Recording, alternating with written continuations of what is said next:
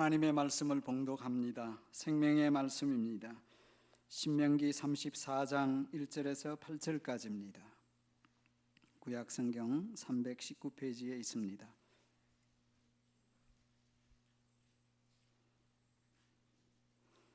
제가 말씀을 봉독해 드립니다.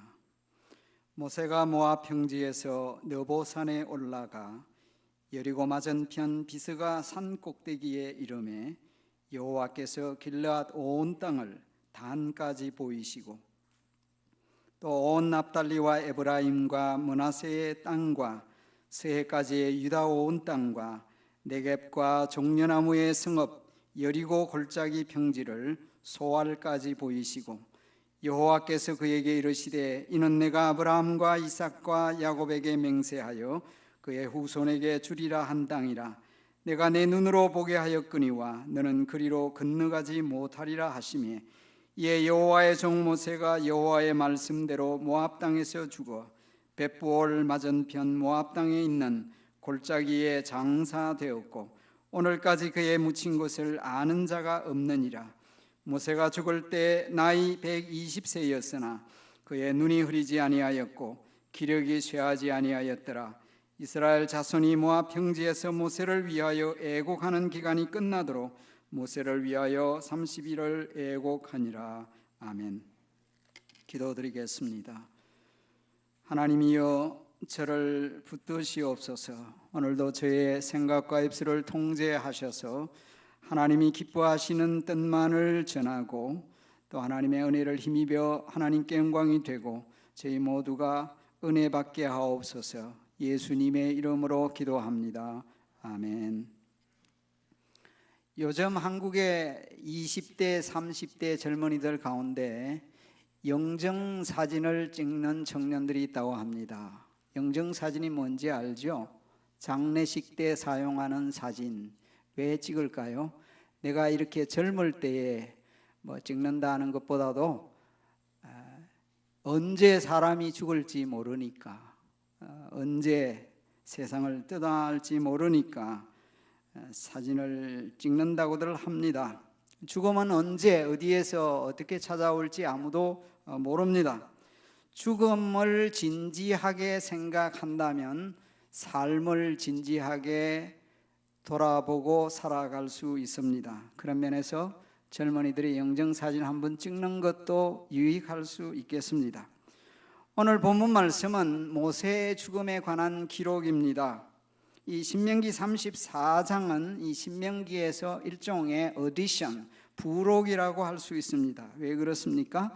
이 신명기는 모세의 기록이 아니라 그 어느 누군가의 기록으로 보입니다. 여러분들 아시는 대로 모세 오경이라고 했을 때에는 창세기, 출애굽기, 레위기, 민수기, 신명기 이 5권의 책을 Five Books of Moses, 모세 5권의 책이라 토라, 펜타투크이라 부르죠. 그런데 이 34장 끝부분에는 모세 외에 누군가가 기록된 한 것으로 보입니다. 왜 그렇습니까? 모세의 죽음에 관한 기록이 있기 때문입니다. 그래서 오늘 저는 이 모세의 죽음, 그 비밀, 영어로 표현하는 The Mystery of Moses' Death라는 제목인데요, 하나님의 말씀을 전하겠습니다. 이 모세의 죽음과 관련하여 이해하기 어려운 점들이 좀 있어요. 역설적인 진리, paradoxical truth, 진리가 있기에 그 말씀을 생각해 보겠습니다. 우선 내용 자체를 살펴보면서 말씀을 나누겠는데, 첫째 내용을 보면요, 모세는 약속의 땅을 멀리서 보기만 했습니다. 그러고는 들어가지를 못했어요. 죽었습니다. 이 신명기 34장 1절에서 4절까지에서 나오는 중요한 동사가 하나 있는데 그것은 보이다 혹은 보게 하다라는 말입니다. 하나님께서 모세로 하여금 보게 하시고 모세에게 보여주신 거예요. 모세가 느보산, 오늘 본문에 보면 비스가 산꼭대기에 올라갔습니다. 그리고 하나님께서 그에게 지금 요단 동편에 있으니까 저 요단 서편 약속의 땅을 보여주셨습니다. 지금도 날씨가 맑은 날에는요, 느보산에 올라가서 여리고뿐만 아니라 그 주변에 있는 멀리까지 보인다고 합니다. 그래서 저도 2015년도에 그 산에 올라가서 여리고와 이 서편 일부를 볼 수 있었습니다. 지금 그것은 그 산 위에 올라가서 찍은 사진이에요. 앞에 보이는 저곳이 모압 평지입니다. 이 신명기가 저 모압 평지 이스라엘 백성들에게 있을 때에 하나님께서 모세를 통하여 주신 말씀입니다. 지금 느보산, 이 비스가라는 느보산에서 멀리 지금 서편을 향해서 본 장면입니다. 그리고 멀리서 보면 잘 보이지는 모르겠지만은 푸른 곳이 보여요. 그곳이 현재도 있는 여리고입니다. 여리고에는 푸르름이 있어요.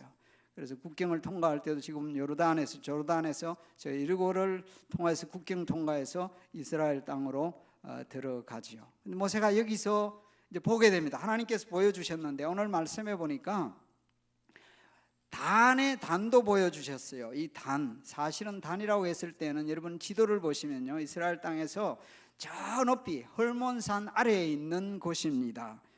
멀리 있는 곳이기 때문에 보통 사람의 시력으로는 도저히 볼 수 없는 곳이 그 단이에요. 그래서 어떤 학자들은 그 이후에 나오는 이 성경에 말하는 단이 아니라 아마 근처에 모세가 볼 수 있는 거리에 어떤 곳이 아닐까 생각을 합니다. 그러나 또 한편으로는요, 하나님께서 모세의 눈을 밝히셔서 초자연적으로 슈퍼내처럴리 초자연적으로 멀리까지 볼 수 있게 하셨다라고 해석할 수도 있습니다. 그럴 수도 있죠. 하나님이 보여주시면 충분히 멀리까지 볼 수 있다고 하니까요.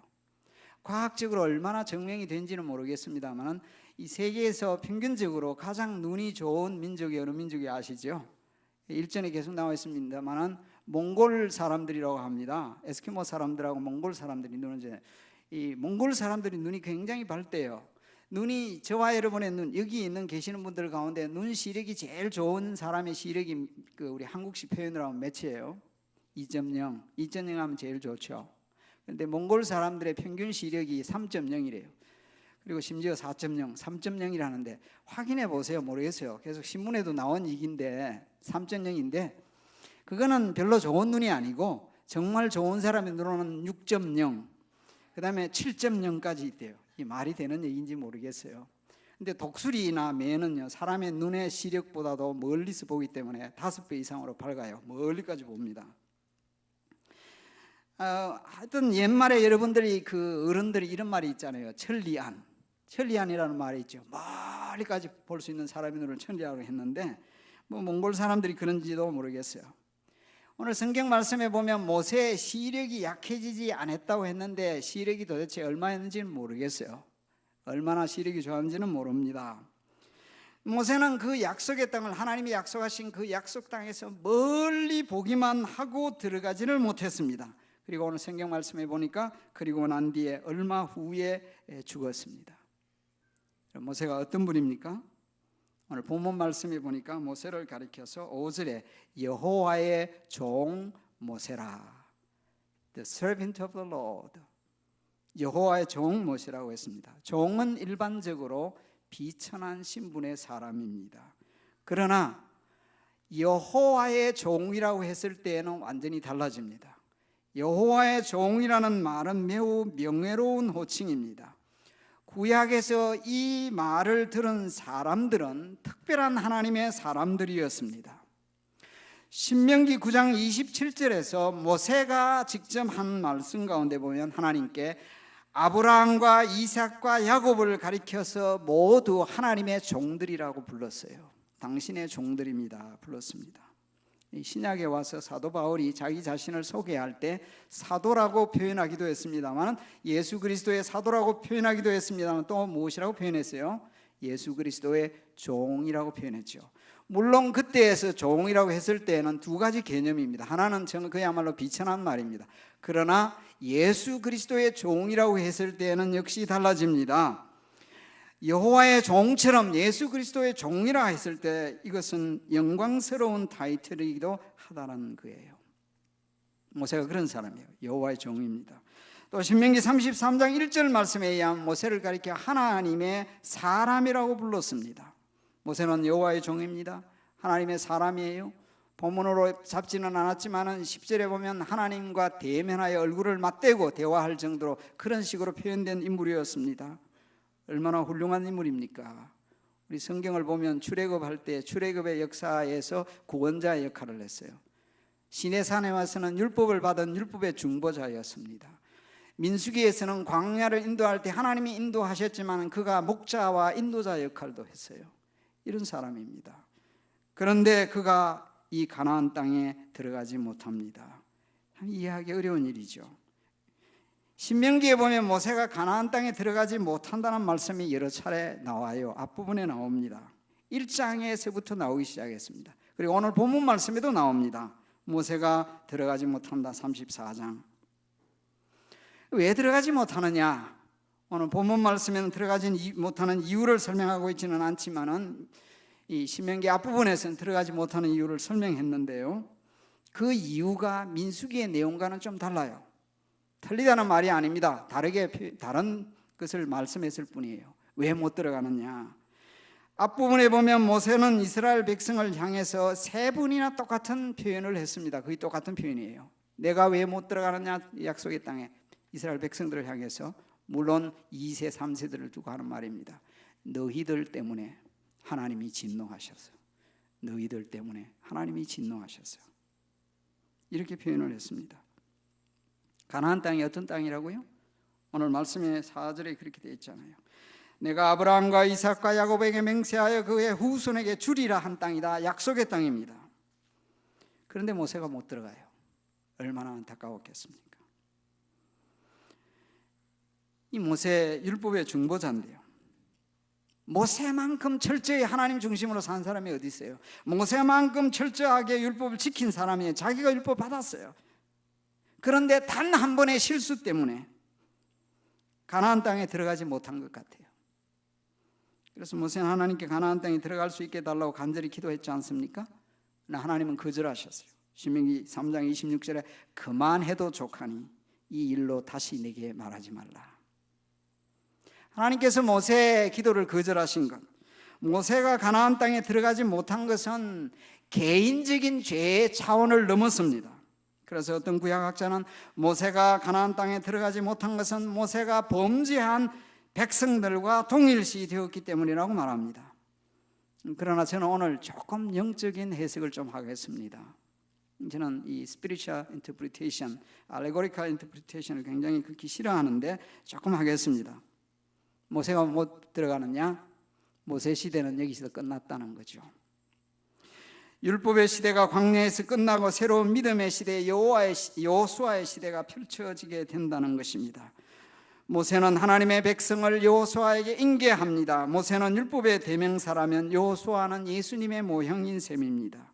물론 모세가 예수님의 모형이기도 합니다만은 율법으로서는 약속의 땅에 들어갈 자가 아무도 없습니다. 다시 말해서 갈라디아서의 사도 바울이 해석하는 바와 같이 율법은 믿는 자들을 그리스도에게 인도하는 역할만 하고 그리스도께서는 우리로 하여금 믿음으로 구원 얻게 하는 자리로 인도하십니다.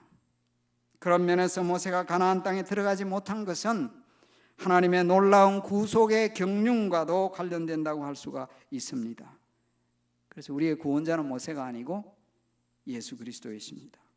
율법의 행위가 아니고 예수 그리스도와 복음을 믿음으로 구원을 얻습니다. 또 한편 이렇게 이해할 수가 있겠죠. 모세 시대는 여기서 마감하고 새로운 시대가 등장하는데 하나님의 경륜 속에 주어지는 거예요. 이후에 보면요, 다윗과 솔로몬도 마찬가지예요. 다윗이 성전을 몹시 짓고 싶었습니다. 그러나 하나님이 이유를 대시고 안 된다고 하셨어요. 그러나 다윗은 성전 지을 모든 준비를 완벽하게 다 해놓았습니다. 전쟁에서 얻은 모든 물품들을 성전 지을 것으로 다 준비를 해놓고 하나님이 다윗에게 성전의 설계도까지 다 주셨어요. 그러나 너는 안 된다. 그러나 솔로몬이 했습니다. 이걸 좀 넓게 생각을 해봅시다. 한 세대는 가고 새로운 세대는 옵니다. 작년 세대는 5년 세대는 또 갑니다. 새로운 젊은 세대가 옵니다. 우리가 해야 할 우리 세대의 역할을 우리는 감당해야겠습니다. 그래서 새로운 세대에 물려줄 것을 잘 물려줘야겠습니다. 그래서 연세 많으신 분들은 연세 있는 저와 여러분은 우리가 해야 할 일을 끝까지 잘 믿음으로 다 감당해놓고 새로운 세대에 신앙적으로 전승을 잘 이어갈 수 있기를 주의 이름으로 축원합니다. 우리 교회도 그 일을 위해서 힘쓰는 거예요. 청년들을 위해서, 아이들을 위해서 기도하고 하는 이유가 뭐예요? 우리 세대는 이렇게 끝나가고 새로운 세대가 새로운 일을 해야 된다는 말이죠. 오늘 이 말씀을 보면 더 나아가서 모세는 비록 약속의 땅에 들어가지 못했으나 더 나은 하나님의 약속의 나라 하늘 본향에 갔습니다. 하나님께서는 저것은 그림자 땅이다, 저 땅이 아니라 영원한 그곳에 하나님이 부르신 것입니다. 여러분, 히브리서 저자는 히브리서 11장에도 보면요, 아브라함과 이삭과 야곱이 약속의 땅에 있어 살고 있었지만 가나안 땅에 그들이 살았어요. 그러나 천막 치고 살았습니다. 왜 그렇습니까? 하나님께서 예배하신 하늘의 도성, 저 하늘의 도성 도시를 바라봤기 때문입니다. 모세가 그곳에 갔습니다. 이 가나안 땅은 하늘 도성의 그림자였을 뿐입니다. 사랑하는 성도 여러분, 모세가 들어간 또 우리 주님이 계시는 하늘 도성이 우리를 위하여 예비되어 있음을 확신하시기 바랍니다. 그 나라는 믿음으로 들어가는 나라입니다. 그 도성을 내다보시고 믿음으로 살아가시기 바랍니다. 천국 소망이 확실하시기를 바랍니다. 평균적으로 연세가 많으신 분들은 점점 세상을 떠날 날이 가까워오잖아요. 그러니까 누구보다도 노년층에 계신 분들은 더 확실한 천국 소망을 가지셔야 돼요. 예수님 확실히 믿으셔야 돼요. 예수 잘 믿으시기를 주의 이름으로 축원합니다. 그래서 천국에 확실한 천국 소망을 붙들고 살아가야 돼요. 두 번째는 오늘 말씀을 보니까 모세의 눈은 흐리지 않았고 또 기력도 쇠하지 않았는데 그런데 죽었대요. 이상하지 않습니까? 여러분, 노인이 되면 모든 게 약해지고 또 둔해지죠. 그래서 교양 있는 분들도 조금 이제 교양이 좀 떨어지고 눈치도 자꾸 없어지고 부리지 않던 욕심도 자꾸 부리고 드시지도 않을 음식도 너무 많이 가져가려고 그러고 이게 왜 그런가 하니까 이게 자꾸 떨어져서 그래요. 감이 떨어져서 그래요. 유대인 속담에 보면 나이가 들수록 입은 닫고 지갑은 열라. 제가 이걸 들으면서 돈이 있어야 지갑을 열 거 아니에요. 빈 지갑을 열 수는 없잖아요. 근데 이 말은요, 젊은 세대에게 너무 간섭하려고 하지 말고 실제적인 도움을 주라라는 뜻이라고 그래요. 연세가 이게 많아질수록 이제 잘못하면 젊은 시절에 나쁜 버릇 습관이 막 나올 수 있어요. 그러니까 더 조심해야 되죠. 예, 저희 교회에 우리 연세 많은 분들이 계시는데 더 건강하시고 더 신앙이 좋으시고 더 멋지고 더 교양 있는 어르신들 다 되기를 바랍니다. 그런데 여러분, 몇 세까지 사시면 장수했다고 할까요? 몇 세까지 사는 것이 가장 이상적인 장수의 나이일까요? 몇 세까지 살면? 80세까지 살면요? 와, 그러면 80세 넘은 분들 우리 교회 얼마나 많은데. 가장 이상적인 장수의 나이. 고대 이집트 사람들은요, 가장 이상적인 장수의 나이, 이집트 사람입니다. 애굽 사람들은 가장 이상적인 장수 연세를 110세라고 여겼다고 합니다. 110세였습니다. 자, 그러면 뻔한 질문인데 한번 해볼게요. 요셉은 몇 세까지 살았을까요? 요셉이요. 요셉 몇 시까지? 요셉은 이중 국적자예요. 이스라엘 사람이죠. 아마도 총리가 되었으니 요즘 말로 하면 이집트 시민권자. 창세기 50장에 보면 요셉은 110세까지 살았더라. 즉 이집트 사람들의 눈에 볼 때는 요셉은 가장 이상적인 장수 나이를 살다가 세상을 떠났다는 얘기예요.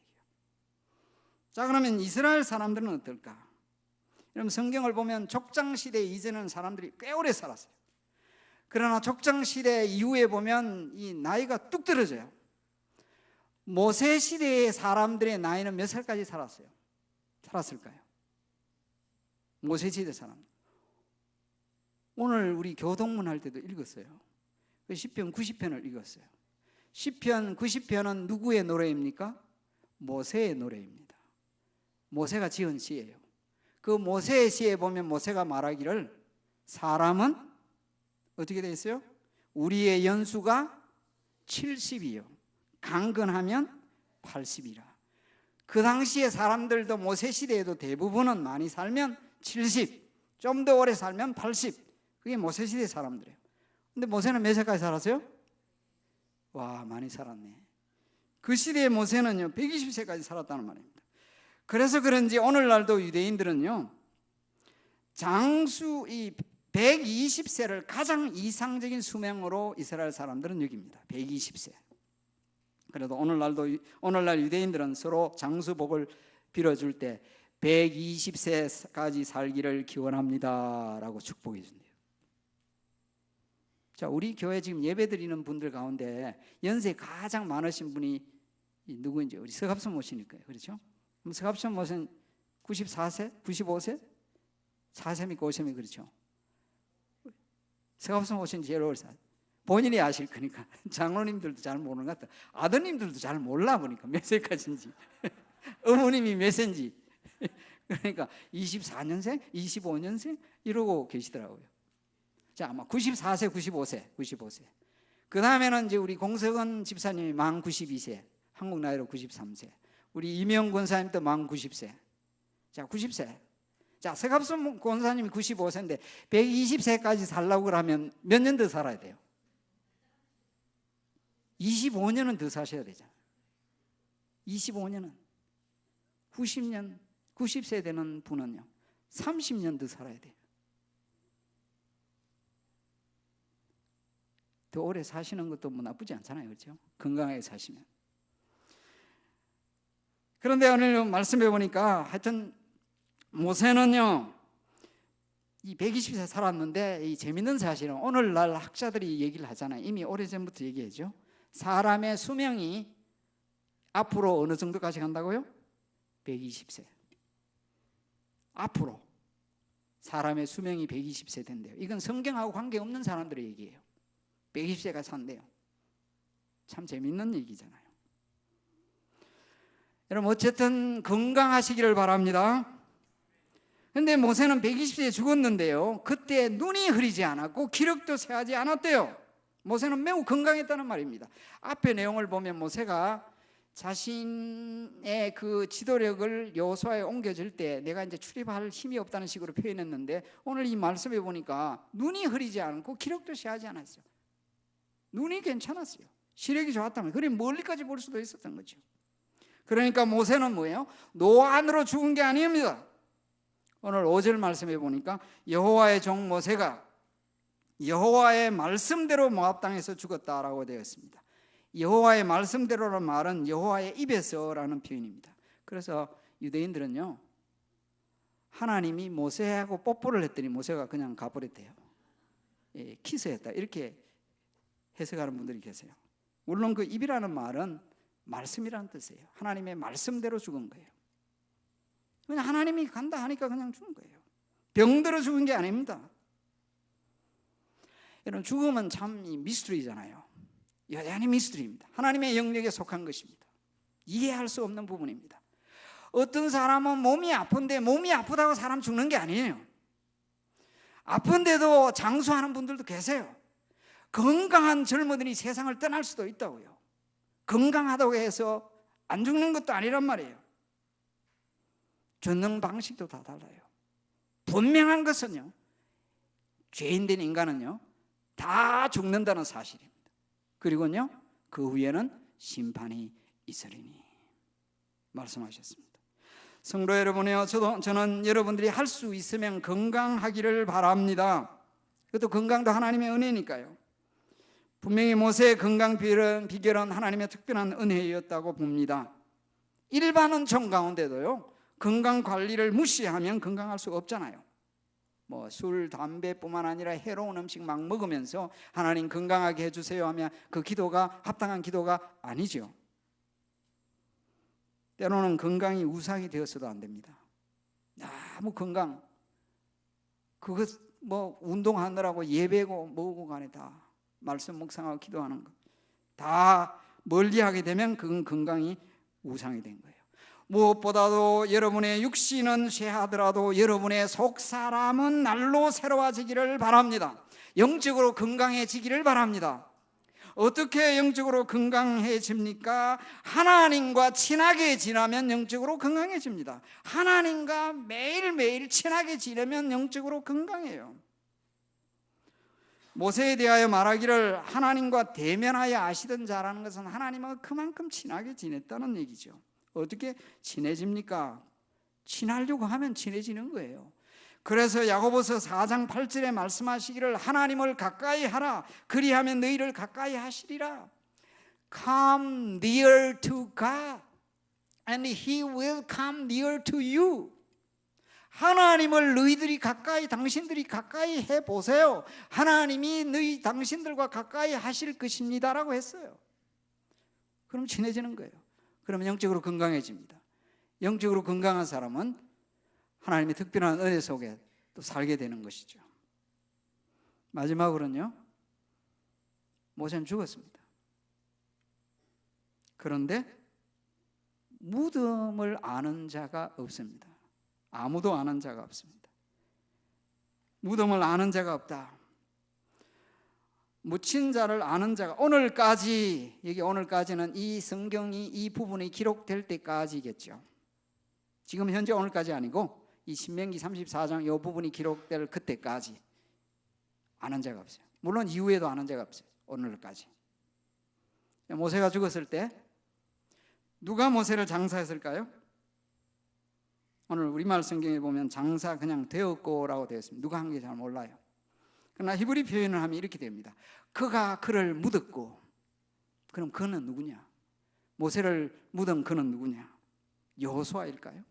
아니면 이스라엘 백성 전체 집합 단수 명사를 사용하는 것일까요? 근데 5절의 말씀하고 연결을 해보면요, 모세를 묻은 분은 하나님이십니다. 하나님이 친히 모세를 묻었기 때문에 모세의 무덤이 어디에 있는지 아무도 모릅니다. 다만 벳볼 맞은편 골짜기, 아까 제가 보여드렸던 그 비스가산 오른편 북동쪽 그 지역 그 아래쪽이 벳볼 골짜기입니다. 그 골짜기 어느 맞은편에 하나님이 모세를 묻으신 거예요. 모세의 시체에 대하여서 변론하는 얘기가 유다서에도 나오죠. 유다서에 보면 천사장 미가엘이 모세의 시체에 관하여 마귀와 다투어 변론했다, 이런 표현이 있습니다. 자, 그런데요, 이 하나님의 종, 하나님의 사람 유명한 모세가 죽었는데 비석은커녕 무덤조차 모릅니다. 왜 하나님께서 그렇게 하셨을까요? 왜 그렇게 했을까요? 모세의 무덤이 알려졌다면 이후에 아마도 가장 큰 우상 숭배의 장소가 되었을지도 모릅니다. 여러분 생각해 보십시오. 모세 시대에 모세를 통하여서 광야에서 하나님이 놋뱀을 만들게 하셨어요. 그런데 시간이 지나면서 그 놋뱀을 향해서 이스라엘 백성들이 분향했습니다. 우상 숭배 행위를 했습니다. 놋뱀 앞에서 우상 숭배 분향을 했단 말이죠. 그래서 이후에 히스기야 왕은 그 귀한, 요즘 말로 하면 정말 굉장히 귀한 거잖아요. 그걸 산산조각 내버렸습니다. 이스라엘 백성들이 그 앞에서 분향을 하니까. 그래서 놋뱀을 산산조각 부숴버리고 이름을 너후스단이라 놋뱀 조각이라고 붙였습니다. 사람은요, 엉뚱한 것을 자꾸 섬기려고 해요. 종교개혁자 잔 칼빈은 내가 죽으면 내 묘에 묘비를 세우지 말라고 유언했습니다. 그래서 그의 유언에 따라 그의 무덤은 제네바의 공동묘지 후미진 곳에 비석도 없이 있다가 후대 사람들이 자꾸 표시를 하게 돼서 지금은 이제 가면 좀 더 크게 표시가 되어 있다고 합니다. 칼빈은 죽은 후에 사람들이 자신의 무덤으로 찾아오는 것조차 우상 숭배가 될까 염려했던 거예요. 오로지 하나님께만 영광을 돌리고 싶었던 거예요. 하나님께서는 자신의 영광이 탈취당하지 않도록 모세의 무덤조차도 알지 않게 하신 것입니다. 이 본문 말씀을 통해서 몇 가지 사실들을 간단히 적용해보고 말씀을 맺겠습니다. 성도 여러분, 첫째, 하나님의 은혜로 예수 그리스도를 믿는 믿음으로 우리가 구원받았음을 기억해야 합니다. 기억하시기 바랍니다. 특별히 미래의 영광을 바라보세요. 하늘 도성을 내다보시기 바랍니다. 천국 소망 가운데 사시기 바랍니다. 두 번째는 육신적으로 건강하시지만은 영적으로 건강하시기 바랍니다. 하나님하고 친해지셔서 하나님과 가까이 하셔서 영적으로 건강한 삶을 사시기를 바랍니다. 마지막으로는요, 무슨 일을 하든지 다 하나님의 영광을 위해서 하십시오. 하나님의 영광을 위하여 하나님의 뜻대로 사십시오. 하나님은 자신의 영광을 탈취당하는 것을 기뻐하지 않으십니다. 하나님의 영광을 위해 사는 것 자체가 이후에는 우리에게 놀라운 복으로 드러나게 될 것입니다. 이러한 모든 삶이 되기를 우리 주님의 이름으로 간절히 기원합니다. 기도하겠습니다.